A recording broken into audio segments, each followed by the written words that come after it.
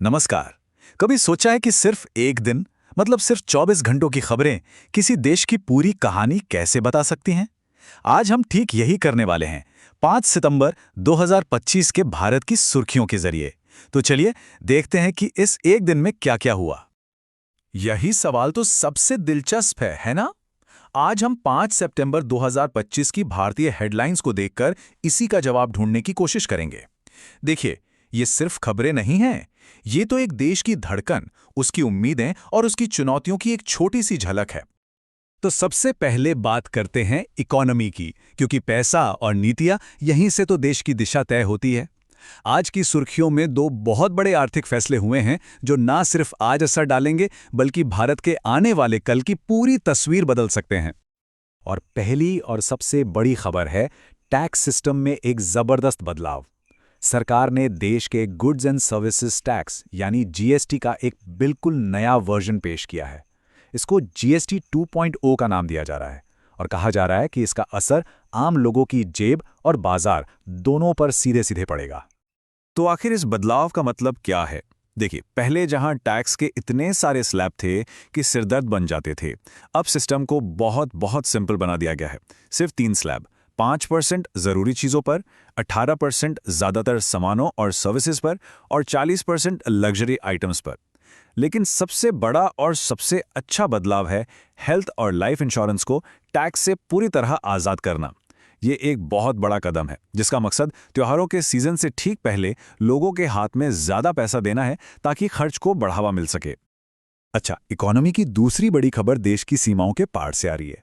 सालों की लंबी बातचीत के बाद फाइनली भारत और यूरोपीय संघ एक बहुत बड़े मुफ्त व्यापार समझौते यानी फ्री ट्रेड एग्रीमेंट के बेहद करीब पहुंच गए। अगर ये समझौता हो जाता है ना, तो ये भारत के ग्लोबल ट्रेड के लिए एक असली गेम चेंजर साबित हो सकता है। तो इस बातचीत के सेंटर में क्या है? ये एक तरह का लेन देन है।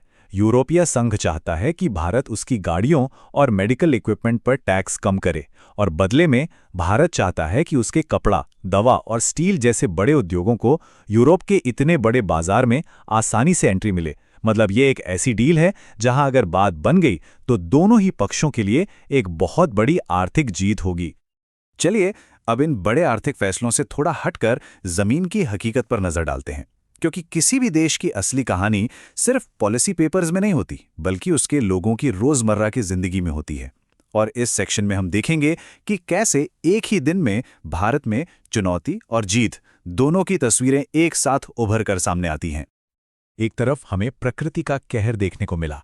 राजधानी दिल्ली के पास यमुना नदी में इतना पानी आया कि नोएडा के बड़े बड़े आलीशान फार्म हाउस पानी में डूब गए। ये तस्वीर हर साल आने वाली बाढ़ की चुनौती और हमारे शहरों के अनियोजित विकास की कमजोरियों की एक कड़वी याद दिलाती है। और फिर उसी दिन उसी देश में एक बिल्कुल अलग तस्वीर सामने आई, इंसान की जीत की। ओडिशा के एक अस्पताल में डॉक्टरों ने पहली बार डीप ब्रेन स्टिमुलेशन सर्जरी को सफलतापूर्वक पूरा किया। ये एक अविश्वसनीय रूप से जटिल न्यूरोसर्जिकल प्रक्रिया है। पार्किंसन जैसी गंभीर बीमारियों से जूझ रहे मरीजों के लिए ये किसी चमत्कार से कम नहीं है। सोचिए, एक तरफ बाढ़ का पानी और दूसरी तरफ विज्ञान का ये कमाल। शायद ये कॉन्ट्रास्ट ही भारत की असली कहानी है। और जीत की ये कहानी सिर्फ विज्ञान तक ही नहीं रुकी। दिन का अंत हुआ खेल के मैदान से आई एक शानदार खबर के साथ। हॉकी एशिया कप में भारतीय टीम ने मलेशिया को 4-1 के जबरदस्त अंतर से हरा दिया। ये स्कोर सिर्फ एक जीत नहीं बल्कि 1 अरब से ज्यादा लोगों के लिए गर्व का एक पल था। और आखिर में बात करते हैं राजनीति की, जहां हवाएं देश के अंदर और बाहर दोनों तरफ तेजी से बदल रही थी। इस सेक्शन में हम दिन की 2 बड़ी राजनीतिक सुर्खियों को देखेंगे, एक घरेलू और एक ग्लोबल। और यहां हम सिर्फ तथ्यों को जस का तस सामने रखेंगे। देश के अंदर एक पुराना राजनीतिक मामला फिर से सुर्खियों में आ गया। दिल्ली की एक अदालत में एक याचिका दायर हुई। इसमें यह दावा किया गया कि सोनिया गांधी का नाम वोटर लिस्ट में उनकी भारतीय नागरिकता मिलने से 3 साल पहले ही शामिल कर लिया गया था।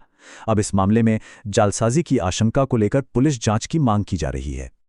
और जब देश में यह सब चल रहा था तो भारत की सीमाओं के बाहर ग्लोबल पॉलिटिक्स में भी हलचल मची हुई थी।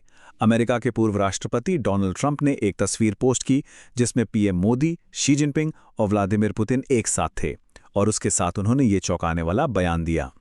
इस कमेंट को सिर्फ एक बयान की तरह नहीं देखा जा रहा है।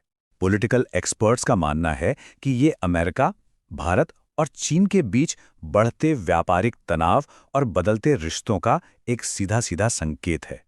ये दिखाता है कि ग्लोबल स्टेज पर समीकरण कितनी तेजी से बदल सकते हैं। तो चलिए इन सभी बिखरी हुई तस्वीरों को एक साथ जोड़कर देखते हैं।